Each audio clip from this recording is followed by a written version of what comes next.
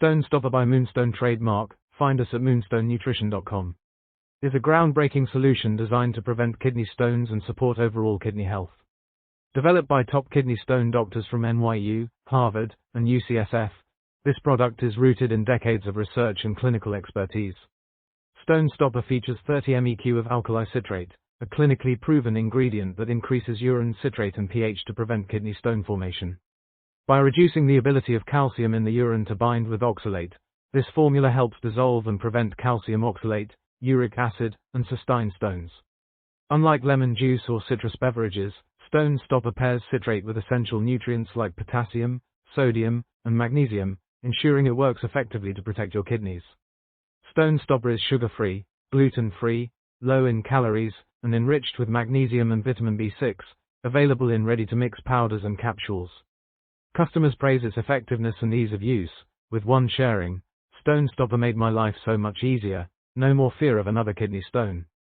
Another wrote, "Finally, a product that works and tastes great. My doctor recommended it, and I'm so glad I tried it."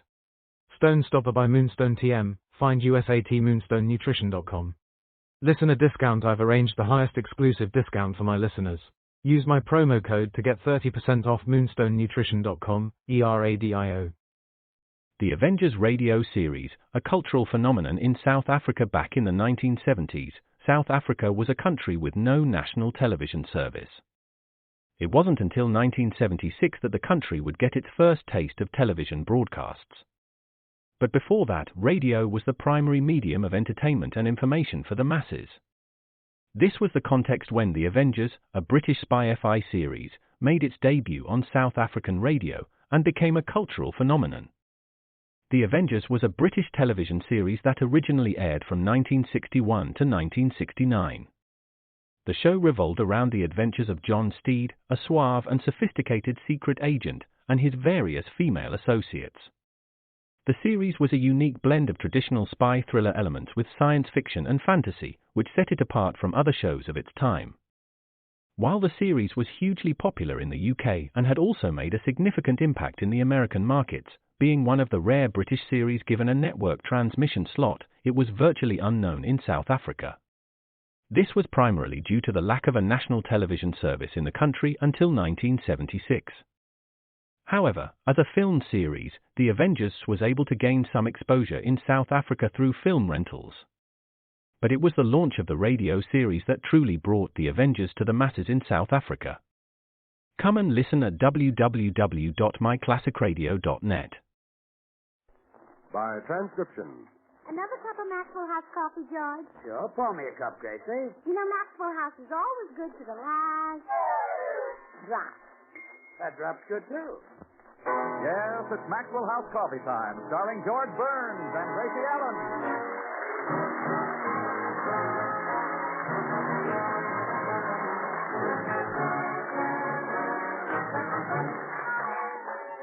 With our special guests, Richard Whitmark, yours truly, Toby Reed, Dee Benaderet, Joseph Kearns, Harry Lubin, the Maxwell House Orchestra, and Bill Goodwin. For America's Thursday night comedy enjoyment, it's George and Gracie.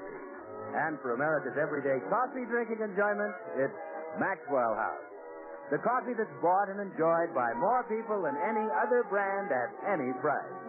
Yes, Maxwell House, always good to the last drop.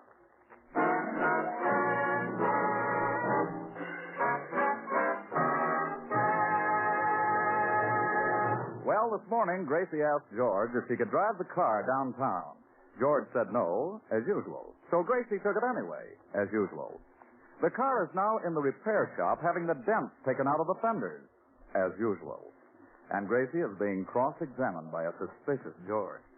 Gracie, where's the car? The car? Yeah, where is it? Where is what? The car. Our car? Our car. The one with the windshield wiper? The one with the windshield. Where is it? On the windshield. See you later. Wait a minute. I want to know where the car is. George, have you heard the joke about the moron who threw the Chinese midget downstairs? Gracie, A where? moron threw a Chinese midget downstairs because he wanted to pitch a little woo. Have you heard it? Yes. I bet it's funny. Tell it to me. Gracie, I want to know where the car is. I went out to the garage, and it's not there. Somebody stole our garage, huh? Well, I'll tell the police. Come back here. Now, what happened to the car? Oh, all right. Had a little accident. It's at the shop being fixed. The fenders again? Yeah. Dents? I'd like to turn on the music.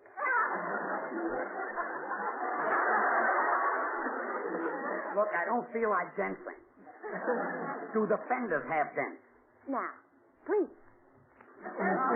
What happened? Well, I wasn't to blame, George. Another car ran right into me. Who was driving it? Nobody. It was parked. A parked car ran into you? Now, isn't that typical California driving? They can't even control their cars when they're not in them. Yes, it's simply awful. No wonder the National Safety Council says don't be a Gracie. Do you know whose car you hit? Yes, I took his name and address off the registration slip in case I decided to sue him. Look, Gracie, the accident was your fault. Now, you go over to this man's house and settle with him. Settle with him and leave you? No, not leave me. I mean, settle for the damage you did. What's his name? Well, it's here on this slip of paper. I'll run up and change clothes. I want to look my best when I talk business with a man. What a woman. Well, let's see who she hit. Richard Widmore. Richard Widmore. Say, he's the movie villain. Killer. Hey, this gives me an idea.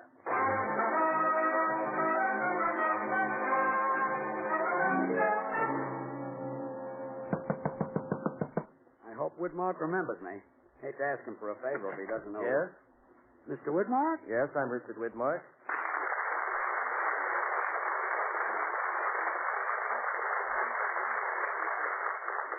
Remember me? We met at the Friars Club. No, I can't place you. We played bridge together. Gee, I don't remember. You won $2.40 from me. Well, I'm sorry. I still don't place you. I never paid you the money. George Burns. That's me. I'm afraid my wife ran into your car this morning. Oh, is she the one? Yeah. Well, she's a menace to the road. My car was parked. I know. Dick, I want you to do me a favor. Scare my wife so she'll stop driving. Scare her? Yeah, you're the screen's greatest menace. So when Gracie comes over to see you, go into your killer act and frighten the daylights out of her. Oh, no, George. That's just for the movies. That character's creeping into my private life too much as it is. It's getting so mothers frighten their children by saying Richard Widmark will get you. But Dick... You don't know what it's like to have people scream and run away the minute they see your face. On second thought, maybe you do. Come on, Dick. You'll be doing a great favor to every driver in town. Well, look, why don't you just tell her not to drive the car? What's the matter? Don't you wear the pants in your family? I not only don't wear the pants, I have trouble keeping on the shorts. Well, I'd do it, George, but my producer, Fred Colmar's coming over to discuss a new picture with me. Well, it won't hurt anything if he sees the act. Gracie has got to be taught a lesson. Well, all right. If it'll stop your wife from driving, it's worth it. Swell. Now, when Gracie gets over here, just pour it on. And be sure to use that vicious laugh of yours. It'll frighten her out of her mind. You leave it to me, George. I'll give her the full treatment. Hello, Dick. Am I early? Oh, hello, Fred. No, you're okay. Mr. Colmar, may I... We know each other. We do? Yeah. We met at the Friars Club. Oh, really? Yeah. We played bridge together, remember? No, I'm afraid I don't. You won $4.20 from me. Oh, I still can't recall your name. He never did pay you. George Burns. Well, I'll be running along before Gracie gets there. Hey, how about paying us our bridge money? Oh, gee, I'll be glad to, but all I got with me is cash. See you fellas later. All right, character. Well, Fred, how does the script for the new picture look? Sensational, Dick. This will be your greatest role since you played Tommy Udo in Kiss of Death. Why, at the finish, it takes 15 policemen to kill you. Hey, wait a minute. It might take 15 policemen to kill a guy like Humphrey Bogart, but I'm no Bogart. No? No. I want 20 policemen. Well, you shall have them. Oh, you're really going great guns, Dick. You just won the popularity poll at the Hatcherby. The Hatcherby? That's a women's prison, isn't it? Yeah. Yeah, the inmates voted you the man they'd most like to be in solitary with. Gee, I'm flattered. Oh, that must be Mrs. Burns. Now, get a load of this, Fred. I'm going into my killer character and scare the daylights out of her. Dick, have a heart. The poor woman will faint dead away. What's the idea? She bumped into my car, and her husband wants me to teach her a lesson. Okay, but I better get the smelling salts ready. Now, watch this. Mr. Widmar? Yeah. I'm Mrs. Burns. I'm the person who ran into your car. You are, huh?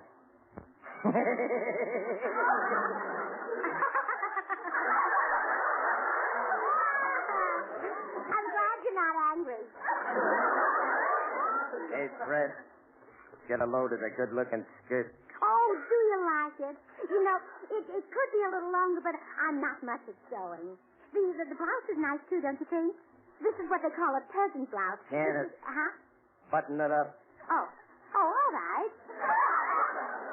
Say, it does look better buttoned all the way. Well, you certainly know a lot about women's clothes. Are you a dressmaker? Dressmaking? I knew your face looked familiar.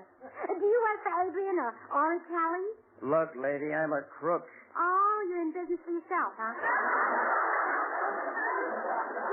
How nice. Stop with that. I've had a record since I was 6 years old. That's when I made my first slip. My, you started sewing early. Fred, look who thinks I'm a dressmaker.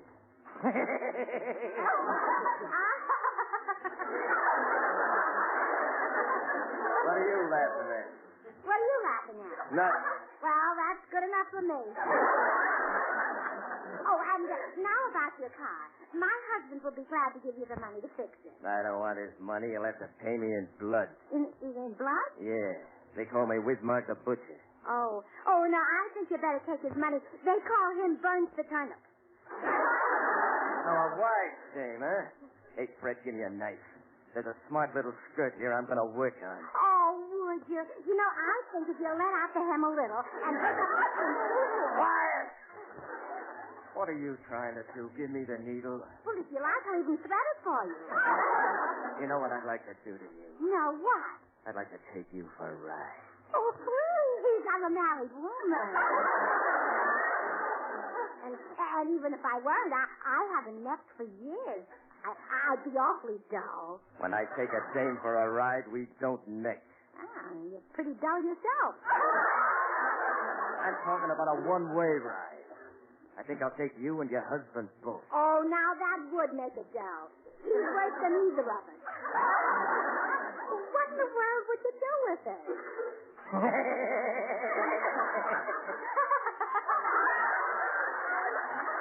What are you laughing at this time? What are you laughing at? Nothing. Oh, gee, George will love you. You must sit in our audience some night.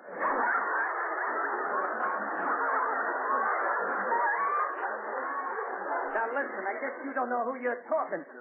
Well, you know, I've been trying to place you. Where is your dressmaking shop? I haven't got one! You work at home, huh? Well, I must tell the ladies in my club about you. You know, you're a sweet, kind man, and you deserve all the business I can throw your way. Look, lady, you got me all wrong. I sew people up in sacks. That's a lovely story. But I'll send the girls here so you can make a little money on the side. Toodaloo. Well, it's a good thing I got the smelling salts ready. Here, have a whiff, killer. Smoke. Could Burns have sent her over here just to rib me? Oh, no, he wouldn't dare do that. But why didn't she faint? I gave her the laugh and everything. Dick, maybe I better get Bogart for this picture. Oh, now, Fred, you wouldn't do that. I'll be great in the picture. Sure. I can just hear the moviegoers when they see your name on the marquee. Well, let down my hem. It's Killer Widmark. Wait till I get my hands on Burns.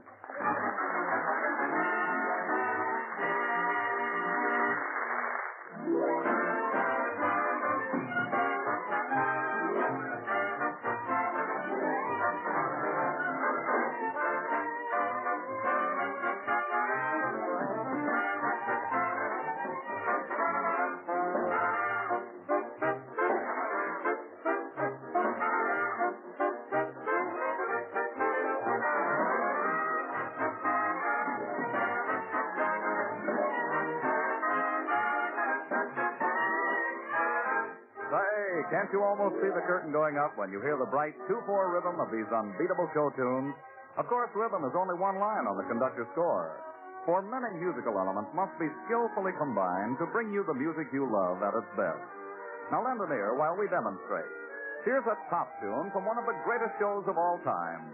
But can you recognize it from just this mellow harmony? Now we'll blend in a rich counter melody. And suppose we now add the vigorous rhythm. Well, if you're still puzzled, let's complete this lovely and familiar song by adding the melody.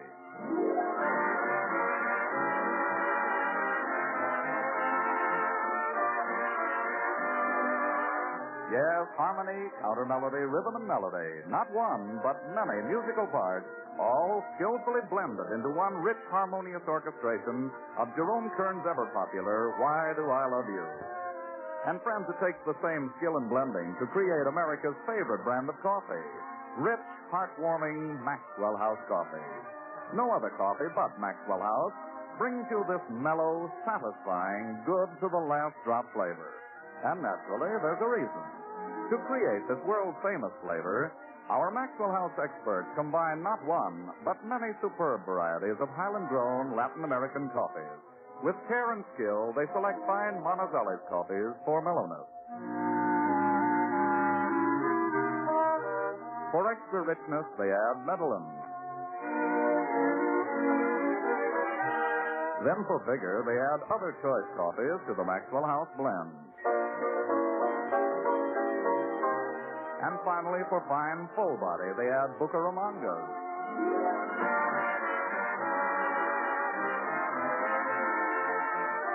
All perfectly blended into one great coffee, radiant roasted to the peak of flavor perfection. And brought to you vacuum-packed and roaster fresh. And because you folks on the West Coast really know and enjoy coffee at its best, Maxwell House is blended and roasted for you right here on the West Coast to satisfy your critical taste. So, friends, why settle for anything but the best in coffee drinking pleasure? Tomorrow, enjoy the extra flavor coffee, Maxwell House. Always good to the last drop.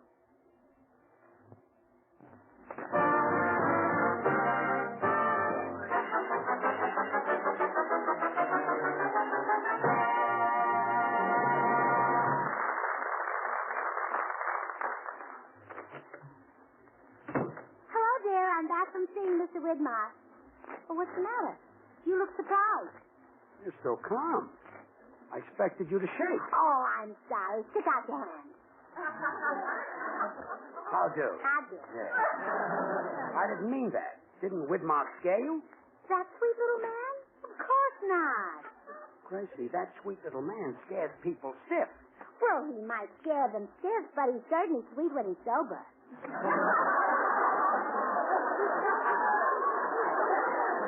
Gracie. He's so cute and jolly. You ought to hear him laugh. You know, if he weren't so skinny, he'd make a good Santa Claus. You found Richard Widmar cute and jolly? Mm-hmm. After I left his house, I went around and told my club members to send their dresses so he can let down the hem.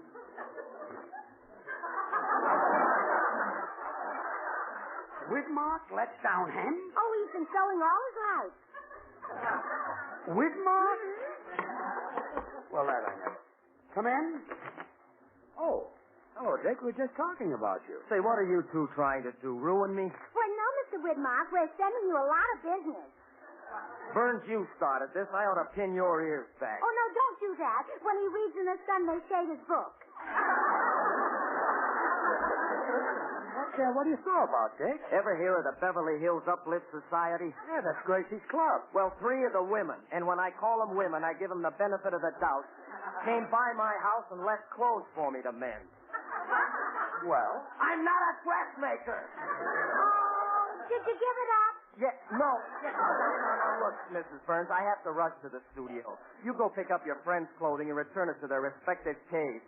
You won't fix them? No, my business is not stitches for witches. Now, here's the key to my house. There's nobody home. My wife's spending the day shopping. Goodbye. Hey, Dick. What? Why did you cross me up? You were supposed to scare my wife out of her mind. Brother, that's impossible. She's been gone from there for years.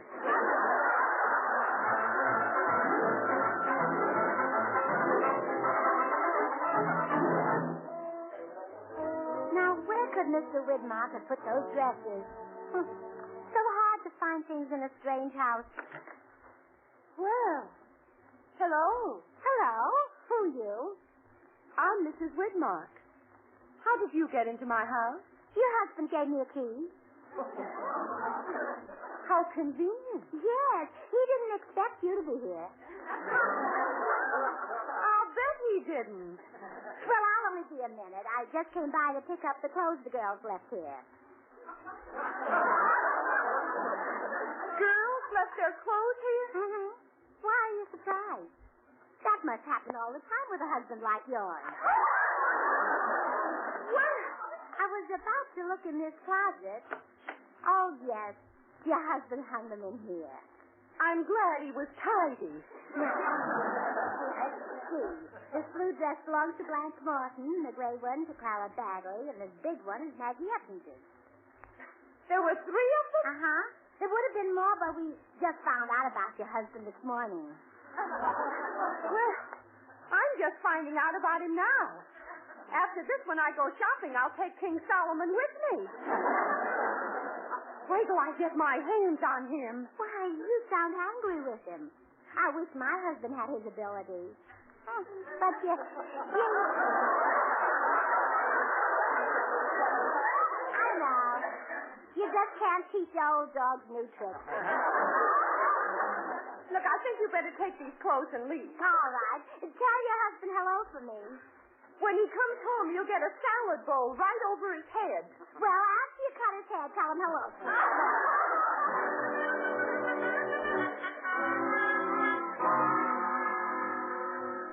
Gracie, did you straighten everything out at Widmark? Oh, yes, dear. I picked up the dresses and returned them. And I found out something about Mr. Widmark. What? His wife cuts his hair. Yes. He puts a salad bowl on his head. Well, good night. Yes. He must have a large head. I used a sugar bowl on yours. Yeah, well, I'm glad you fixed everything. Widmark seemed upset about something, and, come in? Oh, it's you again, Dick. Yes, it's me. Hey, you look upset. Is there anything I can do for you? Yeah, drop dead.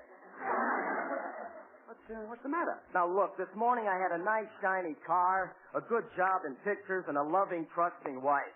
Now my car's dented, my job's gone, and my wife won't speak to me. Oh, you poor man. If you'd come to us sooner, we might have helped you. Look, Burns, I'm a peaceful man. I've never even killed a rat. But I'm starting now. Come here. George, he's calling you. I'm not answering. I'm going to beat the stuffing out of you. Oh, that's not stuffing. That's all George. And you better not touch him. He fights like a wildcat. He does, huh? Yeah, he screams and scratches. Stay out of it. Burns, I don't want to hit you in front of your wife. Let's step into the next room. I'd rather die here. Oh, George, you're not afraid of this dressmaker. Go in the den with him. Yeah. Ouch. Let go of me. You're hurting my arm. Stop dragging me. Stop dragging him, Mrs. Burns. Thanks. I'll take him in there myself. What, Dick? Let's talk this over. Now, wait. Oh, George will kill him. He's as strong as an ox. He's twice as handsome. Oh, come in.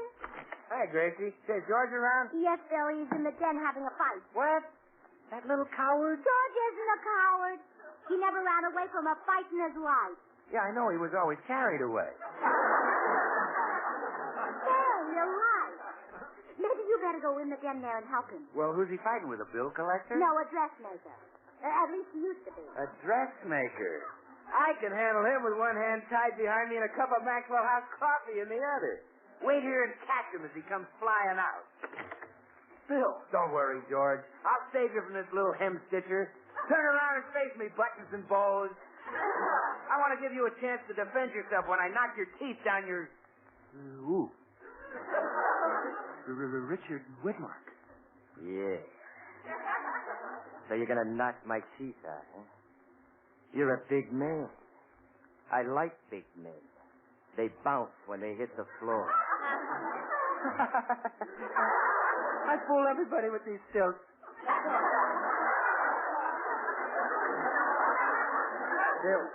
Bill, don't be a coward. Widmark can't hurt us if we're together. Yeah, but he'll take us apart. I'll see you later. Come back here. If you're a friend of Burns, I think I'll include you in the massacre. Stand up to him, Bill, old pal. Let go of me, stranger. If he's a stranger, what are you doing in his house? Well, I'm a traveling salesman. Would you like to buy a farmer's daughter? Bill. Huh? Admit you're my friend. Oh, so he is your friend. Well, sure, he's on my radio program. He tells people how delicious and mellow Maxwell House coffee is. Don't you, Bill? Maxwell House coffee? What's that? What's that? Ah, you stupid misfit. It's only the greatest coffee you ever tasted. Haven't you ever heard of the coffee that's good to the last drop? No, sir. This guy's a moron. I can't hit a moron. Why can't I think of these things? What Maxwell House? Why, that's like asking, what's baseball? It's the most popular brand of coffee in America. Didn't you ever taste Maxwell House coffee? Yeah, what a schmo. There's nothing like a cup of Maxwell House to start off a happy day. What do you do to start the day feeling happy? Get out of here. You're a dope. I'm a dope. Some dope. Saved myself a beating and got him to do my work. See you later.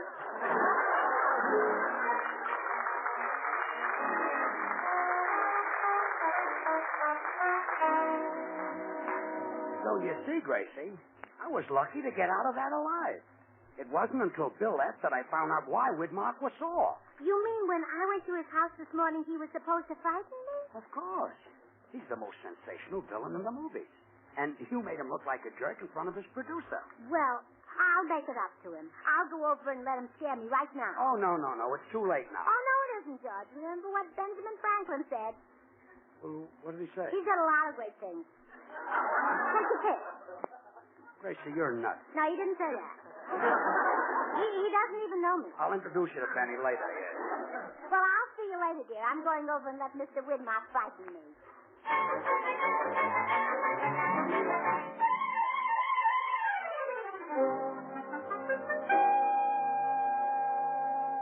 Believe it or not, Fred, this whole thing worked out for the best. I'm glad I lost the part of the killer. Now maybe you'll give me a crack at a romantic role, huh? You? A romantic role? Well, sure. That's what I did on Broadway before the movies made a villain out of me. I never liked playing killers anyway. Romance is my real racket. Oh, you couldn't handle a romantic role, Dick. All right, I'll prove it. Look, here comes Mrs. Burns up the walk. She even thought I was cute when I acted mean. When I turn on the charm, she'll think I'm a doll. Now watch this, Fred. I'll make Gable look like a bum. Come in. Ah, Mrs. Burns. Who need wait for spring now that you are here? The very flowers burst into bloom, warmed by the radiance of your beauty. I kiss your hand.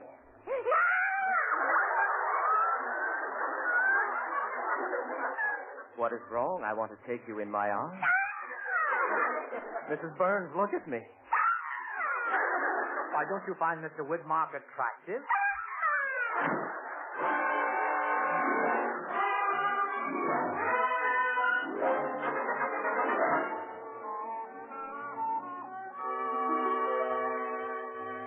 Well, George, I fixed up Mr. Widmark. Good, he's a nice fellow. I'm glad we straightened him out. Oh, yes, I guess he appreciates it, too. Here he comes up the walk with a present for you. A present? Mm-hmm. He must think you're quite an athlete. He's carrying a baseball bat. Something tells me that's not a present. I'm going out the back way.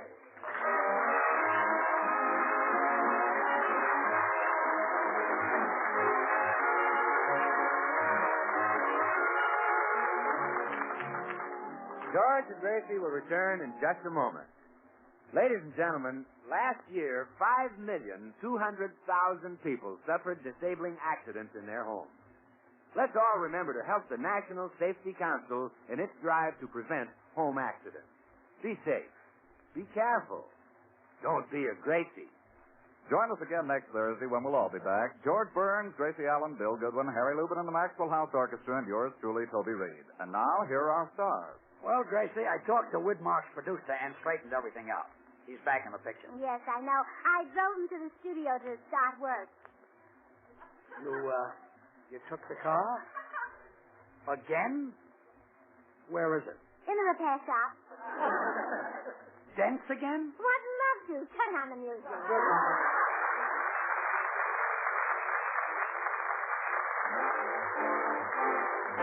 Good things. Do you like good things the easy way? Then get instant Maxwell House coffee. So good. So good. True coffee flavor and fragrance, because instant Maxwell House is not a so-called coffee product. It's all pure Maxwell House coffee in instant form. And so easy. So easy. Instant Maxwell House means great coffee instantly in your cup. No fuss, no muss, no bother. Today, try Instant Maxwell House. Instantly good to the last drop.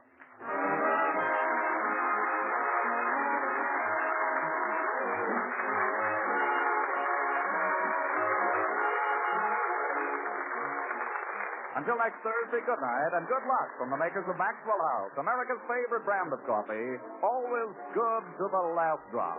Richard Widmark can currently be seen starring in the 20th Century Fox production, Down to the Sea and Ships. The George Burns and Gracie Allen Show is written by Paul Henning and Keith Fowler.